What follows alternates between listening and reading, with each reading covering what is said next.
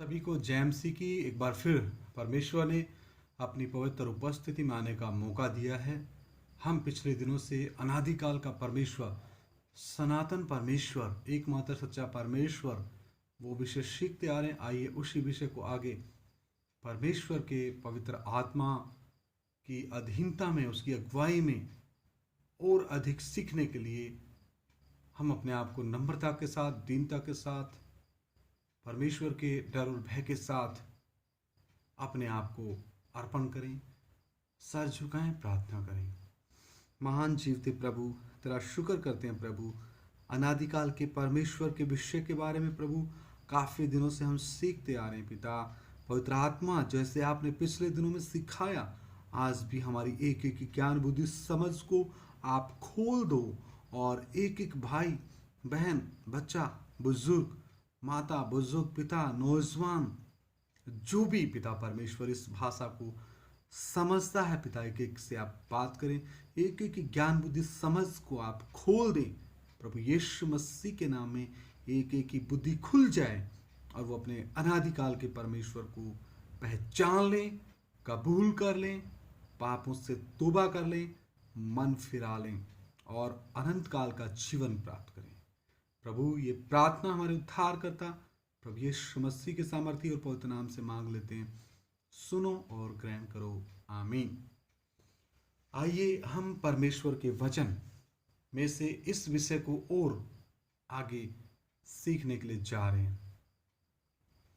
हम परमेश्वर के पवित्र शास्त्र में से हम भजन संहिता 119 अध्याय उसका 89 वचन पढ़ने जा रहे हैं। हे यहोवा, तेरा वचन आकाश में सदा तक स्थिर रहता है। परमेश्वर का वचन भी आकाश में सदा तक, अनंत काल तक स्थिर रहने वाला है। तो मेरे प्रियो, ऐसा क्यों? क्योंकि वो वचन अनादिकाल के परमेश्वर के द्वारा कहा गया है। अनादिकाल के परमेश्वर का जो वचन है, क्योंकि परमेश्वर अनादिकाल से है तो उसका वचन भी अनादिकाल तक, अनंत काल तक स्थिर रहता है और रहेगा। इसी का वचन मैं 90 और 91 भजन संहिता 119 का 90 और 91 वचन पढ़ रहा हूँ। तेरी सच्चाई पीढ़ी से पीढ़ी तक बनी रहती है, तूने पृथ्वी को स्थिर किया इसलिए वह बनी है। तो मेरे प्रियो, पृथ्वी को स्थिर करने वाला भी अनादिकाल का परमेश्वर है। जिस पृथ्वी के ऊपर हम अच्छे अच्छे मकान बना के, कोठियाँ, महल, चुबारे, हवेलियाँ, 5 स्टार 3 स्टार होटल बना के, बड़ी बड़ी इमारतें बना के रहते हैं, ये पृथ्वी को स्थिर करने वाला भी यही अनादिकाल का परमेश्वर है। तो फिर क्यों ना इस अनादिकाल के परमेश्वर से हर मनुष्य अपना व्यक्तिगत रिश्ता कायम करे और अपने आत्मा के पिता अनादिकाल के परमेश्वर को ढूंढे और सच्चाई को जाने। परमेश्वर का वचन कहता है, जो ढूंढता है वो पाता है। हालेलुया। 91 वचन में क्या लिखा है? वे आज के दिन तक तेरे नियमों के अनुसार ठहरे हैं। कौन? पूरा आकाश, पूरा ब्रह्मांड किनके नियमों से ठहरा है? यही अनादिकाल का परमेश्वर प्रभु यीशु मसीह के नियमों के अनुसार ये आकाश स्थिर है, क्योंकि सारी सृष्टि तेरे अधीन है। तो मेरे प्रियो, ये सारी सृष्टि का बनाने वाला जो अनादिकाल का परमेश्वर है, जो देहधारी हुआ, जिसका नाम प्रभु यीशु मसीह रखा गया, तो सारी सृष्टि इसी के अधीन है। क्योंकि सारी सृष्टि का बनाने वाला, सारी सृष्टि का रचना करने वाला सृष्टिकर्ता परमेश्वर है। उसका नाम मैं जो हूँ सो हूँ है। मैं जो हूँ सो हूँ जब देहधारी हुआ, पूरे आदम वंशियों के पापों श्रापों को उठाने के लिए आया, अपने आप को छोटा किया, नम्र किया, दीन किया और हम पापियों के लिए हमारे पापों श्रापों को वो उठा ले गया और क्रूस पे हमारे पापों श्रापों को उठाया।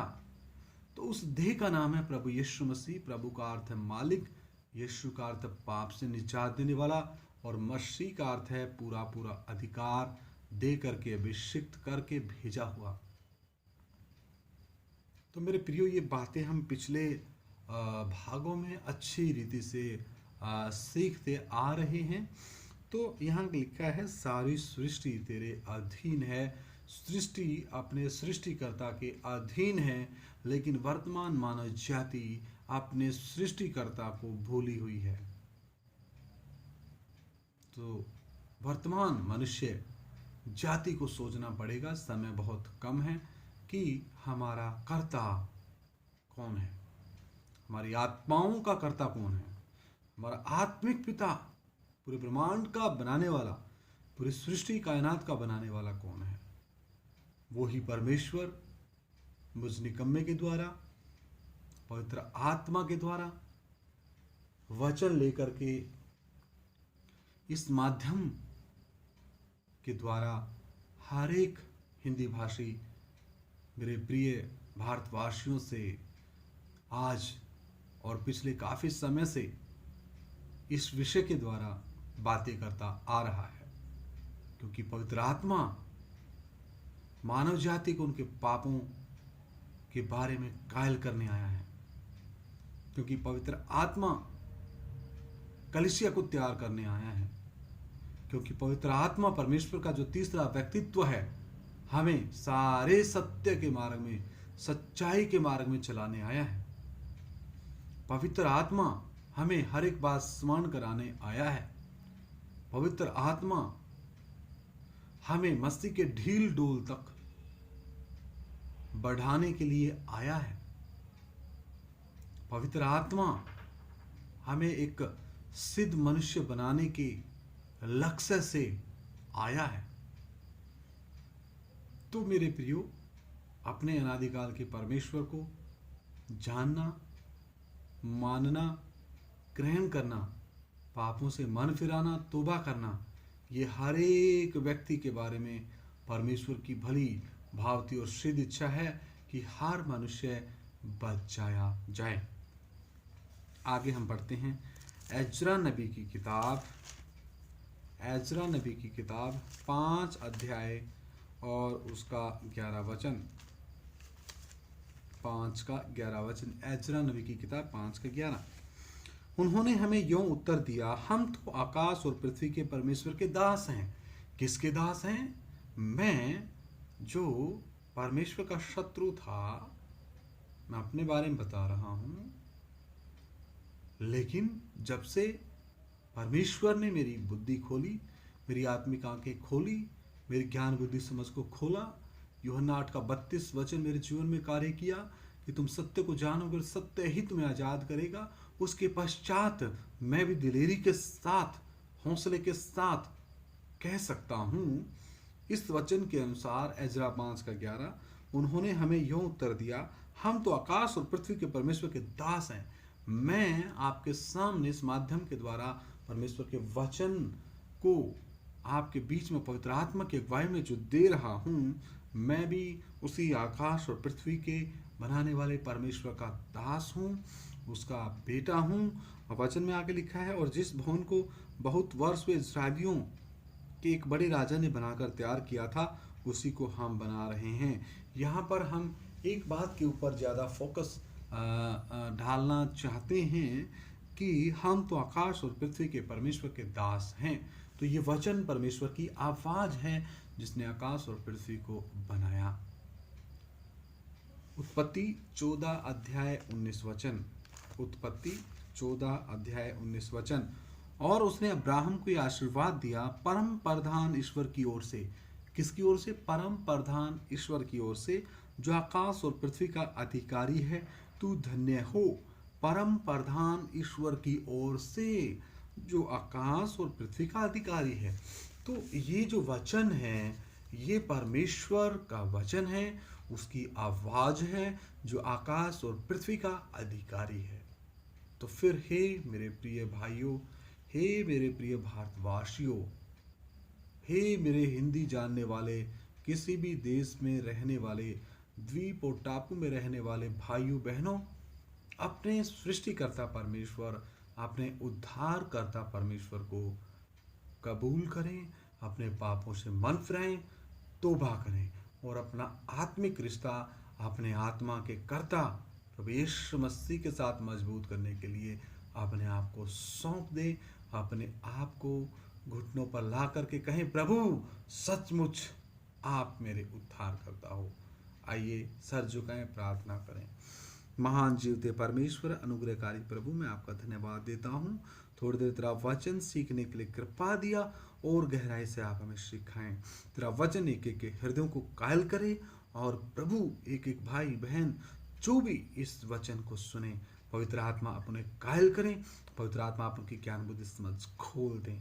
प्रभु यीशु मसीह के नाम में उनकी बुद्धि खुल जाए और तेरा वचन कार्य करे।